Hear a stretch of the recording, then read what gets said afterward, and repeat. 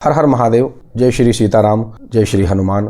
और आज मैं जो आप सभी के सामने प्रस्तुत हुआ हूँ, कुछ वक्तव्य लेकर कुछ प्रमाण प्रस्तुत करने के लिए प्रस्तुत हुआ हूँ। एक कथा व्यास हैं जो अच्छे वक्ता हैं कहा जाता है, किंतु उन्होंने एक विवाद खड़ा किया है कि सुंदरकांड का पाठ करना निषेध है, ग्रंथों के अनुसार ग्रंथों का नाश करना है या ग्रंथों की मर्यादा नष्ट करना है। उन्होंने ऐसा वक्तव्य दिया है। उन्होंने ये भी कहा है, जहाँ तक मैंने सुना है, अब वो रील कट के आई है या नहीं आई है मेरे पास, किसी ने भेजा है कि महाराज जी इसका कुछ प्रमाण है तो आप बताइए। मैंने कहा ठीक है, इसका भी एक चलचित्र डाल ही देते हैं।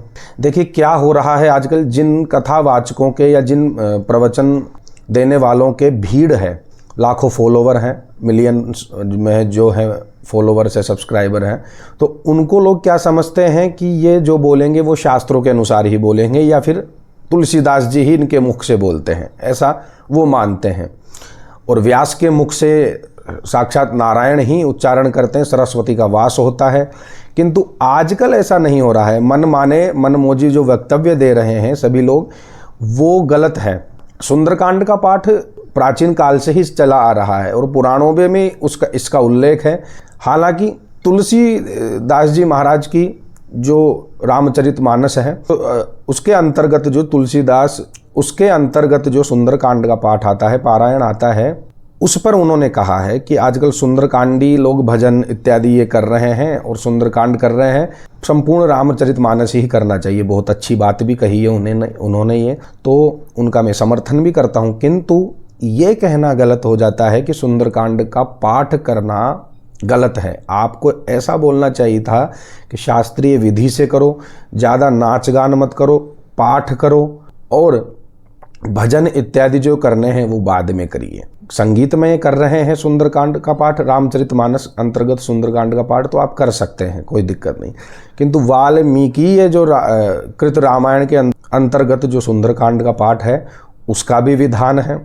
कामना भेद का भी विधान मिलता है, किसकी क्या कामना है उसके अनुसार कौन सा कांड करना चाहिए, और पुराणों में भी इसका उल्लेख है। तो वहीं से जोड़कर यदि देखा जाए तो रामचरितमानस को भी कर्म कांड में लिया जाता है और कामनाओं के अनुसार भक्त अलग अलग अपनी मनोकामनाओं को पूर्ण करने के लिए या अपने उद्धार के लिए या फिर अपने कल्याण के लिए या जन कल्याण के लिए इनका पाठ किया करते हैं। तो सुंदरकांड का पाठ करना कोई अनुचित नहीं है। मैं प्रमाण प्रस्तुत करता हूँ, आप ध्यान से श्रवण कीजिए। एक प्रमाण है मेरे पास जो बृहद्धर्म पुराण का है, और उसमें लिखा है कि, उसमें स्पष्ट लिखा हुआ है, उसमें लिखा हुआ है श्राद्धेषु देव कार्येषु पठेत सुंदरकांडकम। श्राद्ध में, देव कार्य में सुंदरकांड का पाठ कर सकते हैं, करना कोई दोष नहीं है।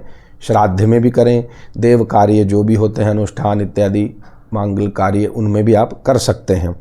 और न्यास इत्यादि जो वाल्मीकि कृत रामायण है उसमें भी दिए गए हैं। ये मेरा निवेदन है कि मंच पर से यदि कोई बोल रहा है तो वो साक्षात नारायण नहीं बोल रहे हैं। आजकल जो मनमोजी आचरण हो रहा है उन पर ध्यान देवे, इतना विवेक तो रखें कम से कम आप जो मानने वाले हैं, जो सुनने वाले हैं, कि कौन क्या वचन बोल रहा है, अशास्त्रीय है या शास्त्रीय है। किसी की बातों में आकर इस प्रकार का आचरण ना करें। अब रही बात तुलसीदास कृत रामचरितमानस में, तो सकल सुमंगल दायक रघुनायक गुणगान, सादर सुनहि ते तरहि भव सिंधु बिना जल जान। इन चरित्रों का जो पृथक पृथक रूप से भी यदि कोई गुणगान करता है तो वो इस भवसागर से पार हो जाता है, उसका कल्याण होता है, ऐसा भी तुलसीदास जी कहते हैं। और भगवान की कृपा से ही तुलसीदास जी ने ये सभी रचा है। अब आते हैं महाभारत पर। संपूर्ण महाभारत है, उसके अंतर्गत से श्रीमद् भगवत गीता है। अब गीता पाठ है, उसको भी लोग कर्मकांड में लेते हैं काम में। पितृपूर्वज कुल देवताओं को श्रवण करवाने के लिए भी, या मोक्ष प्राप्ति के लिए भी, या कल्याण इत्यादि के लिए भी उसका कर्मकांड में प्रयोग होता है गीता पाठ का। तो वो भी महाभारत के अंतर्गत से है। और जो रुद्राष्टक का हम पाठ करते हैं वो भी रामचरितमानस के अंतर्गत ही है, तो उसका भी पाठ का निषेध है। ऐसा कहना आप सोच समझकर कहें तो अच्छा लगेगा। कथा व्यासों से मेरा यही निवेदन है। हमारे को सुनने वाले 1-2-5 लोग होंगे, लेकिन आप लोगों को मीडिया तंत्र के माध्यम से प्रभावशाली जो आपका प्रचार है, उस मीडिया तंत्र के माध्यम से आप लोगों को लाखों करोड़ों लोग सुनते हैं, तो आपका एक वचन, एक वक्तव्य भी किसी का कल्याण कर सकता है या किसी को नरक के द्वार भेज सकता है। इसलिए सोच समझ कर बोले, यही मेरा निवेदन है। अन्य अन्य स्तोत्र, अन्य अन्य पाठ भी कई पुराणों में से लिए गए हैं और कर्म कांड में और स्तुति में या भक्तों के गुणगान करने के कार्य में आते हैं, तो क्या उनका भी निषेध है?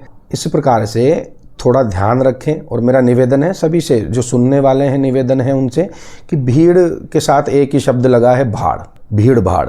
भीड़ को देखकर चमत्कार ना समझें, कल्याण आप स्वयं भी कर सकते हैं। ये मानता हूं मैं कि इस समय ये निर्णय करना असंभव है और बड़ा ही कठिन है कि कौन सच्चा है कौन झूठा है। लेकिन जो शास्त्रीय वचन दे, श्लोक सहित प्रमाण दे, या फिर ऐसा उत्तर देवे या ऐसा वक्तव्य देवे जो शास्त्रोक्त लगता हो या शास्त्रोक्त हो, उन्हीं की बातों का भरोसा करे। अन्यथा आप भी नरकगामी हैं।